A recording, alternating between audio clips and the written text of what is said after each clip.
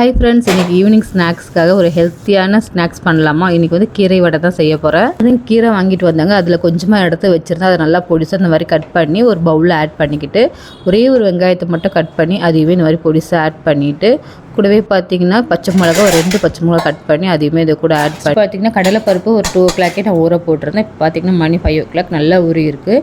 அது வந்து ஒரு ஜாரில் மாற்றிக்கிட்டு தேவையான அளவுக்கு சால்ட் இதில் நான் ஆட் பண்ணிக்கிறேன். ஓரளவுக்கு குறைன்னு அரைச்சி இந்த மாதிரி எடுத்து வச்சுக்கலாம். இப்போ இதெல்லாம் ரெடி பண்ணி வச்சு கடலை மாவை இதில் ஆட் பண்ணி நல்லா கலந்து விட்டுக்குங்க. இப்போ வந்து 1 ஸ்பூன் அளவுக்கு சோம்பு ஆட் பண்ணி கலந்துட்டு உப்பெல்லாம் கரெக்டாக இருக்காது செக் பண்ணி பார்த்துட்டு ஆயில் ஒரு கடாயில் ஆட் பண்ணிவிட்டு நல்லா ஹீட் ஆனதுக்கப்புறம் ஒரு தடவை செக் பண்ணி பார்த்துட்டு அதுக்கப்புறம் தட்டி இதில் போட்டு 2 பக்கமும் சுட்டு எடுங்க. சூப்பரான கீரை வடை ரெடி ஆகிடும். இது இன்னும் கொஞ்சம் நல்லா மெலிசாக தட்டினா நல்லா இருக்கும். நான் ஓரளவுக்கு தட்டி நான் ரெடி பண்ணி வச்சுருக்கேன்.